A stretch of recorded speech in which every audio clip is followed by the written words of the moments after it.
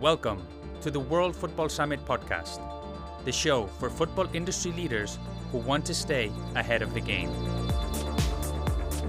We bring you the latest insights, trends, and stories from the experts driving innovation and progress in sports business worldwide. Join us as we dive deep into the ideas and initiatives transforming the world of football.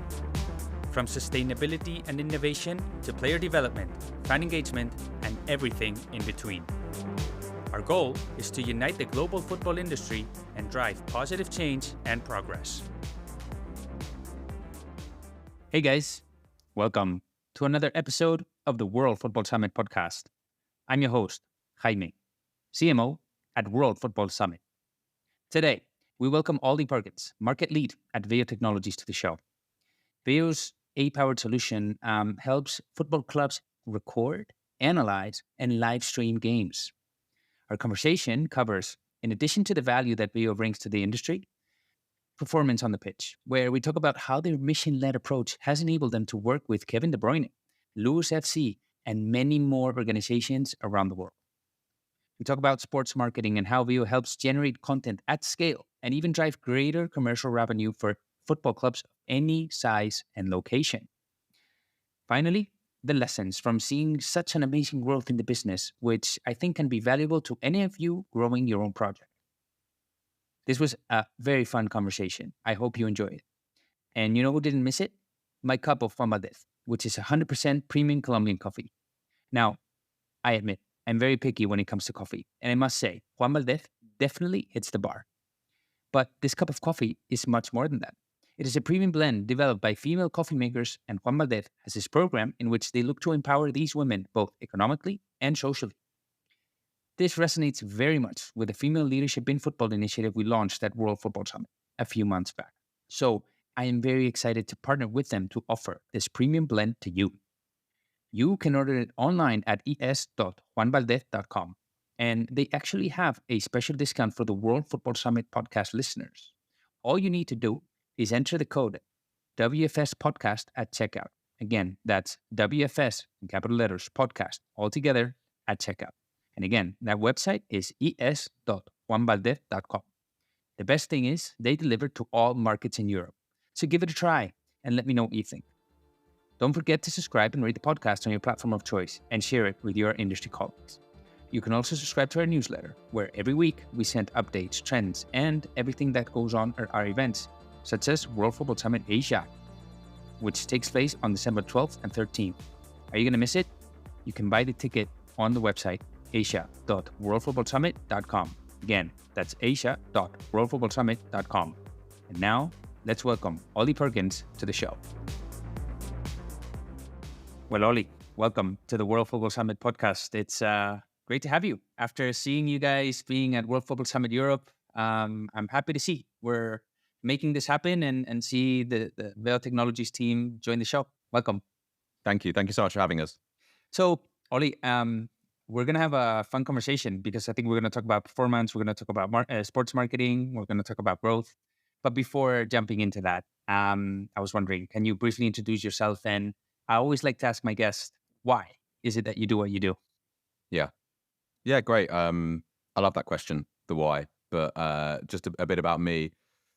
I started with VEO around 4.5 years ago now. I was something like employee number 15 or 20. And it's been an incredible journey over the last 4.5 years to see how the company has grown and has changed a lot, but all for the better. Why I decided to go with VEO and work in this particular space. I love sport. I love football. I still play. Not very well, but I still play. And I just fell in love with the product and wanted to work for what I believed was essentially a revolution in football and in sport. So a big reason of why I work with VEO is their mission statement, which is effectively to democratize technology in sports for everybody, be it if you're playing in the park on a Sunday, in a league, or whether you're playing at the very top level, we want everyone to have the same access to technology to make themselves better, to enjoy. So that was the main reason I decided to join VEO and why I'm still here today. That's a powerful mission. Try to make it, that everybody can enjoy or level the playing field. Let's leave it at that, no? Exactly. And for those in the audience that don't know yet about VEO, I don't know if you can tell us what the business is about and how it adds value to the football industry over. I guess for a very high level overview, VEO created a camera and a software platform that enabled clubs to film their football initially, but we're in other sports now, but football matches and training automatically, simply through putting a camera up on a tripod on the halfway line and pressing record on their phone to connect the camera. And then you leave it for the 90 minutes, you take it down, and the camera then uploads that video to our platform. And then you get given back a fully automated broadcast of a football match, just like you know it from TV. Last year, we actually were able to now live stream games in the same way, where we put the AI NVIDIA chip in the camera, and therefore we are able to now record live matches seamlessly through the same process, putting the camera up on the halfway line and filming the game without needing to operate a camera. So that's effectively the way that the core of our business. But I would say to really understand again the why, it's the origin story is a really good one.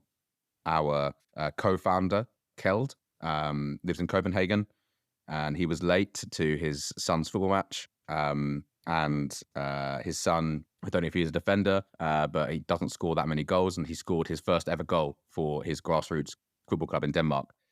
And he missed it, unfortunately, because he was stuck in a business meeting, he was late, he was driving, he was stuck in traffic, and he missed his son's first ever goal. And he thought to himself, why can I never get that moment back? And that's why he came up with VEO, for a solution that I'm sure a lot of people listening to this, and a lot of parents or people who have loved ones who play football feel if they've missed their loved one score an amazing goal or do an amazing save. Missing those moments is in your mind disastrous. So he wanted to build a product and create a product that saved that memory forever. So I think that's sort of why the product was built as well. Oli, I mean, I have a baby girl of my own, and when you were telling that story, I was thinking, if she ever plays football, I hope that doesn't happen to me, so I can just really relate. And I don't even have a kid that plays football yet, so yeah. Anyway, I'm in the same position. I have a son, and it's I wouldn't want to. I get annoyed even if I miss sort of him saying something funny. So I can't imagine that yet, but I don't want to tempt fate, but I'm sure hopefully if my son ever does play football, he will have a VEO camera, so I won't ever feel that pain. Yeah. Anyway, Oli, so okay, we're talking about democratizing the access to football and I mean not the football but technology. So that means you work with different clubs, different teams, properties, let's call it, right? Because there's many stakeholders that could benefit from it. But despite that powerful mission, I'm assuming that there's also many barriers that, when you have conversations with them, they face when trying to implement technology. So what are those main barriers that you find? It's a really good question. Technology is scary to a lot of people. It's not. For some people, it's exciting. For some people, they love getting their hands on new tools and really trying things for the first time. Which is great for us, but for other people, it's scary. It's an extra, issue that they have to solve on a match day, particularly for grassroots volunteer coaches who are more worried about, players turning up, maybe not being hungover. That's probably their main concern on Sunday League. But I think that what VEO is able to do is because it's so easy to use. It's a plug and play solution. So you just need to put the camera up on the halfway line and press go on your phone, and then you're away. And then when you get the video back, everything is automated. All of your goals are tracked. All of your set pieces are tracked. All of your possession stats are there in front of you after our AI models are put through the game. So I think in essence, it's, initially it can be scary, and it can be a bit of an imposition, but once people use it once, twice, they see the benefit instantly. I think, and I would also sort of state the obvious. Look, it's not this is not something that you buy off the shelf for £50. It's a expensive piece of equipment for, a grassroots club, to be honest. If you're spending on average £1,500 or £2,000 on a VEO solution, that I think is the main barrier that we face as a business into how do we access and how do we stay true to our mission, but also offer incredible value to our customers. And we're always treading that fine line between, pricing, because obviously these cameras cost a lot of money to make, cost a lot of money to maintain. The data storage obviously is huge. Like, we spend a lot of money on that. So that, I think, is the key barrier to any product like this is going to be cost. But it's about us demonstrating the value that the product gives all football and gives coaches, which is our job. And that's really important that we do that, so that people, yes, it's a tough investment to take sometimes. We understand that clubs, everyone really wants a video camera. It's literally the topic of conversation at wherever we go. No one says, oh no, that's not for me. That's not a product that I want. Everyone wants one, but it's just a question of price. And we are trying to navigate that very, very tricky line all the time, trying to come up with new subscription packages that maybe cost less for us to store data, but still give a really good experience for customers. Those kind of things that we're always trying to do. But yeah, unfortunately, in the way of the world at the moment, things do cost money, and we understand that, and we hope our customers understand that as well, and our future customers understand that. It's about the investment and how we can bring people ultimately to the best value. Yeah, and I was thinking that your time to value is very low, which is key when adopting new technologies, right? This is, and I'm not comparing the two, but if you think about ChatGPT, why did people embrace it so much? Because they can just play, or it happened the same with Twitter, right? You get the value right there and there. So you just set it, and you plug this in, and it starts working. So that's key, and I assume that's a key success factor. And very briefly, because I want to talk about a lot of things with you. But who in the club benefits most? What are the main use cases that you solve in? It's a great question. I think I'd believe it's everybody. So from the player on the pitch, who's obviously able to retrospectively look at their game, see where they've done great things, see where they maybe could improve. Brilliant for the player. And also emotionally for the player, brilliant for them to be able to watch themselves score an amazing goal, make an amazing tackle, or make an amazing save. And great for the team as well, to see if they've had a great game. Let's watch that. Let's watch those goals back. That was an amazing team goal. Again, brilliant for a player to be able to do that. Engage the player. Amazing for the coach as well. I think that's the key thing here is with the coaches, is that it allows them to actually coach rather than be a director, if you know what I mean. So rather than sort of tell a player that they've done something wrong, or that he or she should have passed when they were in the box and they had a player open and they didn't pass the ball for an open goal. That's very sort of in the moment emotional coaching, which there is a place for, obviously. But with VEO, you sort of get a retrospective view on the game, which then enables coaches to sort of take a step back. Think, actually, how can I improve that player, or how can I improve my team? If you lose 2-0, but the coach has said, I want the team today to keep possession. I want the team today to press hard the field. Then you go back to the video and you've seen that they're doing that. They've just got unlucky with conceding 2 goals. You then can't shout at the team for losing 2-0 and can't go back and say, well, you didn't do what I told you to do, because the players have done what the coach has said to do originally. So the feedback is very different to if you've won a game 3-0, but you've been playing long ball all game and that's not what the coach told you. The coach can then obviously go back and show that actually, yes, you've won, but it hasn't necessarily contributed to your development as a team, because, you've played a different way to what we wanted to play. I think that's where it gives value to the coach. It allows them to coach in a much more constructive way. And then to the fans, to the club, if being able to watch, parents even being able to watch their kids' goals after the game, send it to family, send it to friends, send it to their grandparents, and even watch live if they can't get there.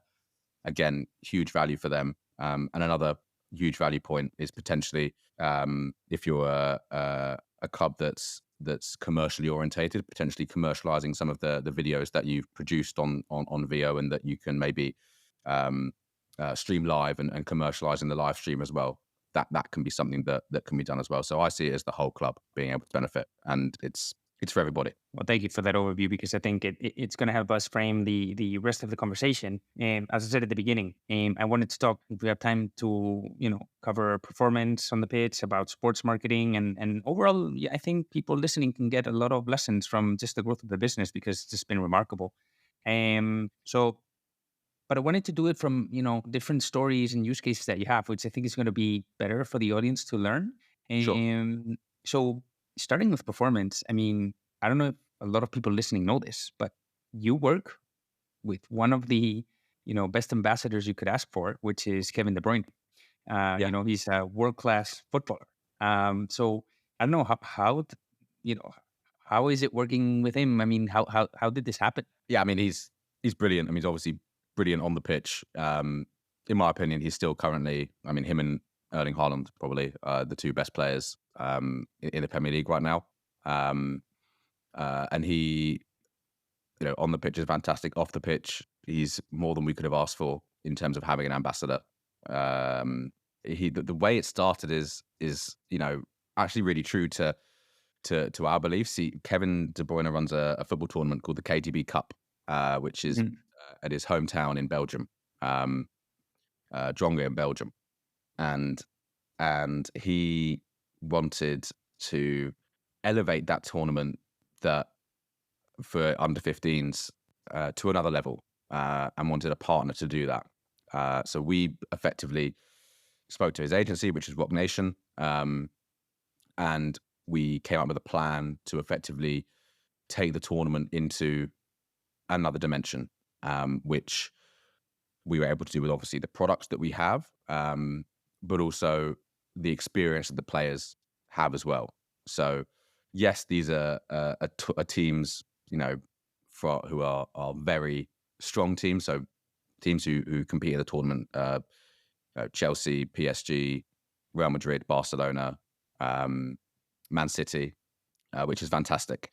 But before the tournament, it was just literally it was a tournament that was had a bit of coverage, but not a lot. And then we were able to therefore, put our cameras up, film all of the games. We brought a production team along who were able to film the atmosphere, show how much under 15s football means to everybody. It means to the players, means to the fans, what it means to the parents who are watching on the sideline, and it just was able to catapult the tournament into a new level. A really great story out of the back of that tournament was this year's edition of the KDB Cup. We invited two more teams that Kevin wanted the tournament to be more international, so we invited Palmeiras, team from Brazil, and the Mamelodi Sundowns, a team from South Africa. And it was amazing because the Mamelodi Sundowns were 1-0 down, I think, to Man City in one of the group games. And obviously, Man City were, I think, either they just won the Champions League or they're playing in the Champions League final that night. And I know it's the under 15s, but it's still, a massive, opportunity for these African players to come and compete against the very best in Europe. And they're 1-0 down, I think, about 10 minutes to go, and they equalised and they scored a winner. And if you watch the footage back, I think it's on our social media channels. If you watch the footage back, the emotion that we were able to capture from parents running onto the pitch in like the last minute, and the players going absolutely wild because they've just scored the winner against Man City in this tournament was amazing to capture, and amazing that people were watching that live in South Africa, watching it live all around the world. I think that again just gave another leg up for the tournament that Kevin is really passionate about, sort of giving back to younger footballers, and what better way to do it than put on a tournament, a showcase tournament in your hometown, which can bring obviously revenue into the hometown, but also bring an amazing experience to younger players. Yeah, I mean, I was just thinking about that and trying to visualize the moment. Yeah. Like you effectively made those kids feel like heroes. And that goes beyond any business metric, I would say. That's a memory they'll cherish forever. They're gonna have footage of that. They were a hero for a day. And Yeah. so that speaks to the purpose that you guys have, no, and the mission, which is Exactly. it's beautiful. Um, Fortunately, you've gone beyond youth football, and you're also helping professionalize, women's football, which is key Mm. to unlock a new level of growth. I mean, it's experiencing amazing momentum, but it just needs to get to the next level. And professionalizing everything it needs to happen, right? Yeah. And in this area, you've worked with a top tier football club like Lewes FC. So I don't know if you can tell us how you're helping them in their mission. Yeah, it's Lewes FC were a club that I approached back in 2018, I believe, and I saw some of the messaging that they were putting across on their social media channels, on their LinkedIn. At the time, it was the elected director of Lewes FC, Karen Dobres, who actually was co-elected director alongside her husband Charlie, and they were really, really sort of putting out there about the gender pay gap and the gender equality within football. And Lewes is a club that stands very much for gender equality and making sure that they are actually the only and still the only in the first club to pay their men and women's team the same. So a very powerful message. So I approached them, asking, what their video analysis setup was at the moment. And yes, their women's first team and their men's first team had, had people film their games, and it was great. But where they were really sort of short-handed was the academies and the pathway teams that they wanted us to be involved in. So we came to an agreement that, we would help them with cameras and help them with support and onboarding of these cameras. And we then started a great relationship where, yes, we helped them marginally, I think, in terms of their development across the club. But to be honest, they help us, I would say, a little bit more, because they are, I would say, the thought leaders in women's football. Like, this club is probably the most pioneering club in women's football there is out there, along with potentially Angel City as well, who are based in the States. But these guys literally bang the women's football drum on a consistent basis and have always done things in that interest. And we've learned so much from them through this partnership. They've advised us on how we should, work with the women's football market, who we should work with in the women's football market. And that's been really key in sort of helping us strategically maneuver in women's football, which of course is, great to see the growth recently. Obviously, England won the Euros in 2021, and then unfortunately Spain beat England this year in the World Cup. But you can see that the growth of the sport in the UK, I'm speaking purely from a UK perspective, has been enormous. And having an ally like Lewes to be able to help us circumnavigate the women's football market is really, really important for us. And their leadership team are always willing to give advice and help us in terms of strategic marketing, or help guide us through the growth, which we really appreciate. It's a purpose-driven approach, which I love that, right? At the end of the day, you believed in the mission, you found the team. I mean, obviously, they're the example, as I said, along with Angel City FC. So I love that as well, because not only, the mission is transcends just the action itself. It's just really the entire strategy, how you guys do business, no? And I find that very interesting. Exactly.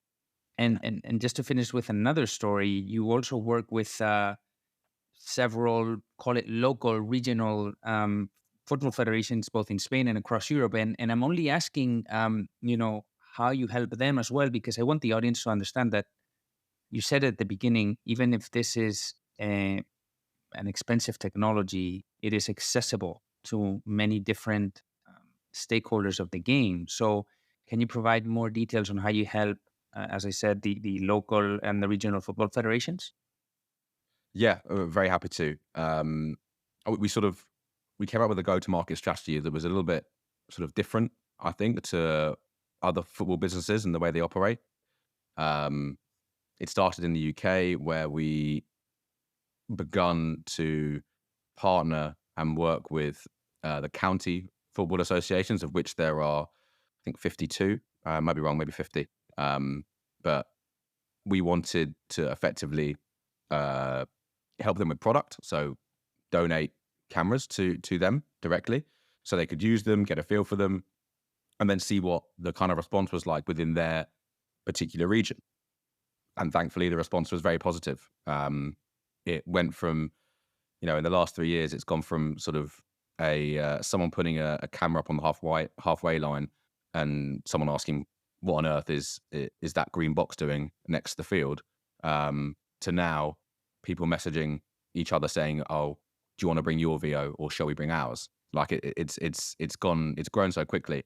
And a big reason for that was the county FAs, the county FAs in the UK that we work with. And now we're sort of replicating that model across Europe, in the fact that we partner with many federations in France. We've started very quickly in Spain, to be honest with you. I think we've got 5 or 6 federations in Spain, including Andalusia, Catalonia, Castilla y León. Like we've really sort of the uptake in Spain has been fantastic, and particularly of these federations who are also beginning to fall in love with the product and understanding that it's a product that has many use cases that so many clubs are going to want for different reasons.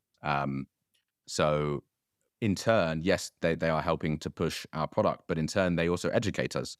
So when we come out with a new feature, we sometimes will go to these federations and say, look, what do you guys think? We're thinking about this feature for grassroots football. Is that something that people would be interested in? I'll give you an example. We've recently launched a starter subscription where we bring our costs down on the subscription side for clubs who are really, only playing maybe one game every couple of weeks. So they have a minimum of 5 recordings per month. That can be training or game. And but they don't have access to other features like our analytics feature or our live streaming feature. But it's like a capture solution. So people are just wanting to see their amazing goals and enjoy their amazing moments without the heavy coaching element. And we sort of did a test campaign in the UK in March that was received really well through our county FAs. And then we replicated that globally. So they also really help us in terms of helping us navigate the grassroots football market, which is a market that we really, really want to develop and keep developing over the next few years. Well, I must say, as a Spaniard, I'm happy to see that it's catching up in Spain, because that means the teams and the players are gonna, benefit from it, and hopefully we'll be speaking about those kids being World Cup heroes soon. No, that's gonna be. Let's hope so. That's the dream. That's the dream. Yeah, that's a good amount of joy that we would get. So, anyway, and just one final question on this segment, Oli, because I'm thinking about different coaches that you probably have conversations with, and the grassroots at the grassroots levels. No, so. Sure. These guys are usually very busy preparing everything, getting everything together in terms of all the kids they have to manage, not only from the performance side, but also, from a behavior, right? So, I mean, there's a lot going on. So how do you help those coaches that, probably have less time and less resources than a top tier club? Yeah, of course. Volunteers are at the heart, volunteer coaches are at the heart of our business model, and at the heart of our customer base. 90% of our customers in the UK are grassroots clubs. Therefore, volunteer coaches are using our product all the time. So the key is to help them, again, with our marketing and with our description of the product, help them see how easy it is to set up and how much value it returns them by, taking an extra 2 minutes to set up a VEO camera on the side of the pitch. Because that's literally how long it takes. It takes 2 minutes.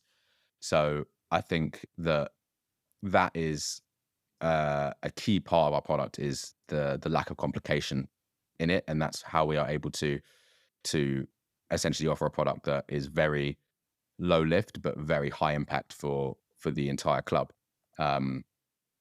So yes, in terms of education, we have so many sort of YouTube tutorials. We put on webinars probably every 6 weeks with different coaches from different areas of the game to try and educate our customers. We have a website called VEO Academy, which effectively helps coaches get better at using VEO and get a bit more granular with the data. But to be honest, the most important thing is people are using the product, and people are using the product to their own goals, which can be very different to some volunteer coaches to other volunteer coaches. So it's about getting the product in the hands of people that they can use it and enjoy it how they want to enjoy it as well. We don't want to impose any sort of potential difficult issues or difficult navigatory tools that would impede sort of a coach's time. We want to make sure it's as easy as possible for them. Mm-hmm. Again, it's time to value at the end of the day. No, it's just making it easier to implement and see the results. That's just key, right? Now that we're speaking about smaller clubs, let's say, this is not only applicable, as we said at the beginning, to performance. It can also help in terms of sports marketing, right? It could be a very valuable resource. And one additional benefit is that VEO can actually help scale the generation of content and stories for both players and teams, no? So is there a club that you work with, without maybe naming any names, because I understand there may be NDAs, but just an example of how a club is using it to generate engaging video content now that it's a must for all properties? Well, I think I'll answer that question by saying it's most who do that, to be honest. If your club has scored, or if one of the players at your club has scored an amazing goal and it's caught on VEO cameras, we have an inbox full on our Instagram and on our other social media channels of, please, can you share this goal on your social media channel? And we see some incredible goals that are scored from all over the world. And we are then giving these players and these clubs a platform of which to go viral. I can imagine that many people listening to this have scrolled through their Facebook or Instagram or TikTok feed and seen an amazing goal from a grassroots club anywhere in the world, and it's been caught on a VEO camera. But we've given those clubs that exposure, and potentially, if a club is very close to their sponsors, giving their sponsors the exposure that they would like and that they would want to see if they are sponsoring a community club.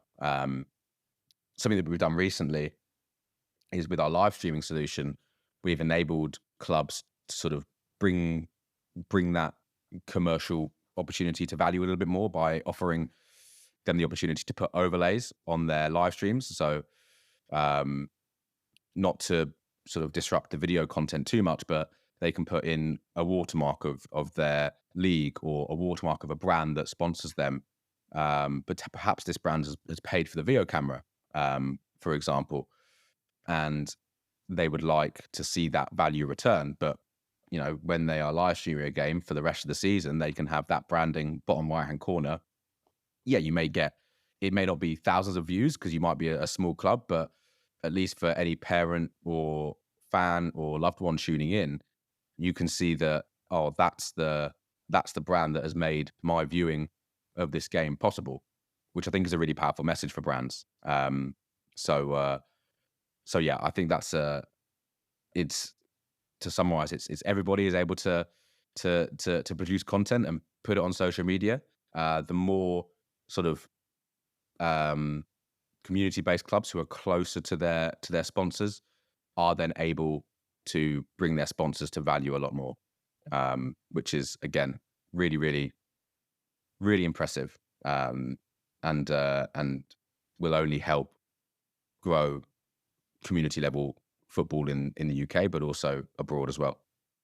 Yeah, I was actually going to ask about overlays, because I agree that is another level for commercial marketing, no? Sure. I don't know if you can go into maybe an example of like a specific activation that you've seen that just caught your eye or caught your attention, that, just to give the listeners, let's say, Yeah, perspective. yeah, definitely. So, I mean, one of them was a really interesting case, and this was actually before VO Live, before the product really took off in the UK. We did a collaboration marketing play with Sidbank, who are one of the largest Danish banks, obviously in Denmark. They are sponsors of the Danish Cup, which is the equivalent, I guess, of the Copa del Rey or the FA Cup in England. And they essentially wanted to target those people who have played in the early rounds who don't get the broadcasting rights that the larger teams get in the later rounds. So Sidbank essentially purchased the cameras from VEO directly and the subscriptions for a season, and wanted to donate them to all the clubs that were playing in those early rounds of the competition. And we helped them with an embedded logo on our platform, and we also helped them house the videos in their player so that people would know that it was Sidbank who supported these early rounds of the FA Cup, or sorry, the Danish League Cup. And that was super powerful for them because they were able to reach an audience, a community audience. As a community bank, they wanted to reach a community audience. So they were able to reach that audience directly through the medium of video. So that's, I think, a very high level example of how a brand can come in and really take ownership over an event, a tournament, a competition within football, and not just sort of put, billboards and put advertising boards at the final or at the semi-final. They can actually make a larger impact on football in its entirety within a particular country. So I think that's a really important, that was obviously massively helped our growth in Denmark. So that was good, but it also enabled brands to realize, right, okay, well, there's a solution out there that we can perhaps use to our advantage and give back to a community of players, fans, and coaches and parents that we haven't been able to do so before. So that's sort of a nice example, I think. It is, and I'm just thinking how this is a fantastic example of how to engage all the stakeholders of a club, the brands that support it, the fans, because they get more access to content that it's about the team, that they it's in their local community. It's just a great way to just increase overall excitement around the team, no? So it's fantastic. Exactly. Oli, I don't know.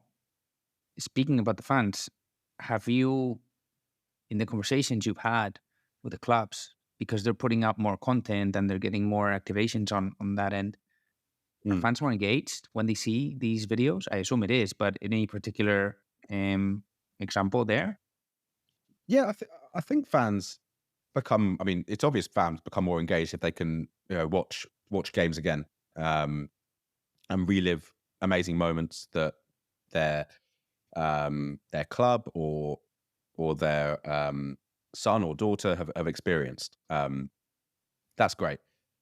I think what we need to stay true to as a brand and as a company is the fact, yes, we are here for fans of and people who are invested in grassroots football. But grassroots football is about enjoyment, playing, and engaging. I don't necessarily subscribe to the belief, for example, that you can, monetize a fan's experience at grassroots football level. I think that's sort of a bit of a contradictory to grassroots football in general. It's about playing and enjoying the game. And I think what VEO does in that respect is gives an extra experience to those on the pitch and also those fans, parents, grandparents off the pitch. And what an experience that is to be able to watch, your loved one score an amazing goal all over again. So I think that's what that's the engagement level we're looking for. We believe it's about the engagement and the enjoyment of the player rather than commercialization making money. And that's what we stand for. Well, thank you for that. I mean, overview, because I think it's a holistic solution for marketing a club, which is just Yeah. key to drive revenue, to grow, and not only to improve performance, which at the end of the day, performance and business have to be linked. And this is a solution that's actually helping both. No, so it's very interesting to see. Oli, I want to be respectful of your time, and we have a few minutes left, so I just want to ask you a few questions about the business, and I want to start with, you've had amazing levels of growth, and I think the audience, you know, could value that you share some of the lessons you've learned in terms of, what have been the biggest growth engines, or any success factors that that you identify when growing the business, aside from what we talked about already, which is time to value. Any other lessons? Yeah, I think fundamentally the product is one of the main reasons we've grown so quickly. Having an amazing product, that's so important. But I think the other element of our growth has been fueled by our marketing approach, which again, as I said, is a little bit different. We're sort of a longer term type company. We don't necessarily invest loads of money in, crazy ad campaigns. We don't necessarily invest money in sponsoring a large football club in the Premier League. We prefer to invest our money lower down the pyramid for rewards further along down the line. And this product is an organic growth product. We always say that cameras sell cameras. So if you're on the side of a pitch and if you're not a VEO camera owner, but you're playing against a team who are a VEO camera owner, you can then effectively ask for the recording. You can have a play around with the recording and see, oh, this is a product that I want. So what's been fundamental to our growth is the viral effect that VEO has, that it's such a visual product. It's such an easy product to see what it does as well. So again, I think the product sells itself a lot of the time. Another element of our growth has been our research and development. I think that our AI team, our product team have done a fantastic job of developing a product and then iterating on the product again and again and again to come up with a solution that, as we said earlier, brings customers to value far quicker than others do. So the part that they've played in the development of VEO has been fundamental in our growth. Another approach I would cite is our marketing at a local level. So what my team do in the UK, France, and Spain is forging these local partnerships and educating these governing bodies to understand the product, to fall in love with the product, and then to start singing the praises about the product. I think that's been really important, both in the UK with county FAs, and then in France with the federations, and in Spain with the regional federations, in Germany the same. So I think that's another part of our strategy that has really helped accelerate our product very quickly over the last 4 years. Amazing. And what about the future? Where is VEO going? It's a good question. I think I would expect us to always be on the front foot, developing exciting new technology. Our target market, which is effectively everyone who plays football, is the next step that we should be taking, which effectively means we need to make sure that we are marketing to that audience in maybe a better way than we have done before. Not saying that we've done a bad job, but we need to, again, show potential customers value of purchasing this equipment. And that can be through product development, that can be through simply, our messaging that we put out there. So yeah, I will see, I think, in the next 1-2 years, amazing product development, but also a sort of change in our messaging. We've done a little bit on the brand side recently in terms of launching one of our campaigns, which is Play for More. which effectively is, not just playing for money, not just playing for fame, but what do clubs actually play football for? Is it for enjoyment? Is it for community? Is it for an escape? Like all of these different reasons, and we will continue to sort of, as a brand, shout from everywhere that people play football for various different reasons, and whatever reason that is, VEO can play a part in it. What I like about your answer and the one that you gave before is you're not forgetting about your why, despite having obviously good ambition. You want to grow, but without forgetting the why and forgetting what got here, which is an amazing product that delivers value very quickly and that delivers an amazing set of features. But it all starts with the why, I guess. So I think that's also an interesting lesson for anybody listening here. Just regardless of the scale that you want to achieve, don't forget your why. Don't forget that the experience has to be amazing, right? Just a few questions on my end, Oli, and we can just wrap it up. But as you know, at World Football Summit, we launched a rebrand where we actually believe that football needs to commit to excellence, to innovation, to social impact, which actually ties well with some of the things we've discussed today. If you could describe in 1 or 2 sentences the football you want or the football you need, something very quick, how would you do it? It's a very, I guess, a very blanket statement that can be interpreted any way you want, right? Probably why you've created that statement. I like it. I would say, I guess the football we want is just more. We want more football to be played everywhere. Football is such a powerful sport that is able to bring people of, any background, religion, gender, anything of any background, that football is able to bring people together. Bottom line is just so important. So that's the football we want. It's just more of it. The football we need is, I think, football that embraces change. I think there has been so much change in the football industry over the past 5 years. And some of that change has been good. And some of that change has been, to me, quite worrying. For example, the European Super League, very, very worrying from my perspective. So I caveat that: embrace of change, embrace the changes that stay true to football as a game, and potentially push back and challenge the changes that bring football away from its roots.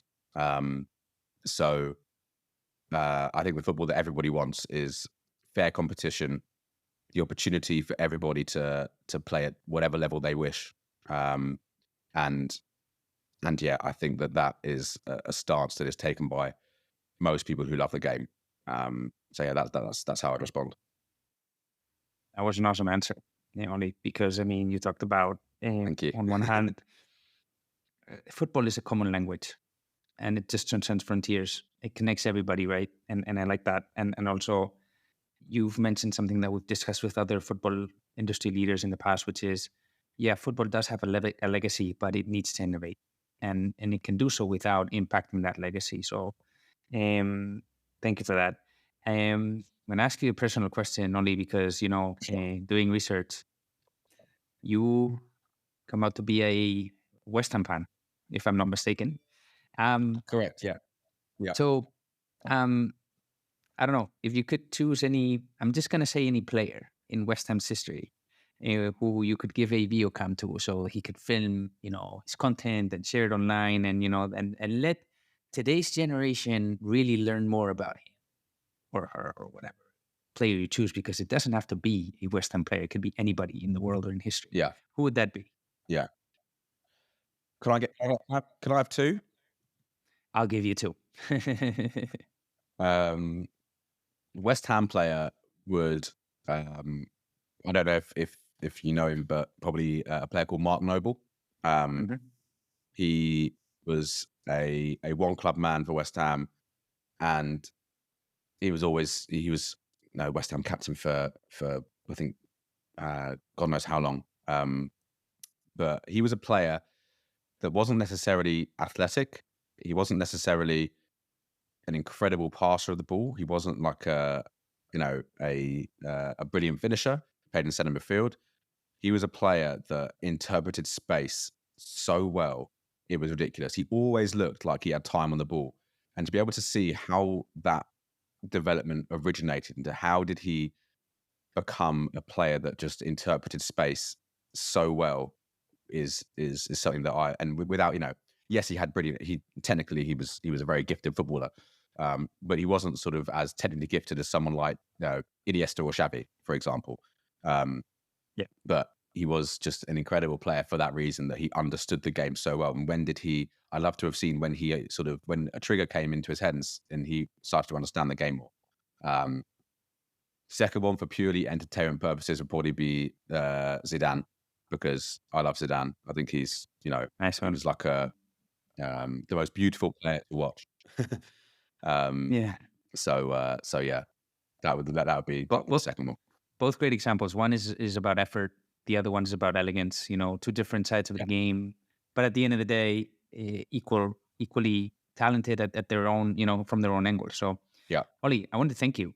This has been a great conversation. I've had fun. I hope the audience has learned not only what VEO can do, but also actually learn something on how to really grow a business and help it become successful, at the international level. Where can people learn more about VEO, about yourself? Anything you want to share with the audience? The floor is yours. Yeah, sure. Obviously, visit our website if you're interested in investing in one of our cameras, which is VEO.co. And you can feel free to add me on LinkedIn, Oli Perkins, which is spelled OLI. I'm more than happy to have a chat with anyone and everyone who's interested in sport and helping sport grow and innovate. So I've really enjoyed this conversation, Jamie. It's made me reflect quite a lot on what we've done so far, but obviously what we still have to do as well. So it's been really useful for me. Well, I'm glad to hear that. I mean, I can't tell you how useful it's been for me just to see the different angles we had one single product and half. So, and I love these growth stories around businesses and around technology. So yeah, I'm happy to see we're both happy. Brilliant. Yeah. So thank you, Oli. Thank you very much. We'll be in touch soon again. And thank you so much. I appreciate it. And there you have him, Oli Perkins, in what was an awesome conversation about the value of having adequate technology in your football property. So many takeaways from this one. There's a powerful purpose behind VEO. They make kids feel like heroes. They help professionalize women's football. This is just more than a business. And precisely, when it comes to growing a tech business, time to value is critical for success. Think about how long does it take your customer to get the results they are looking for. Other lessons include being aligned between the mission and the marketing strategy, relying on partners or even customers for growth. But above all, make sure you have an amazing product. Everything else will fail if the product, again, does not deliver towards the expectations that the customer has. Finally, the football industry he wants and needs is about bringing people together. Football is a common language.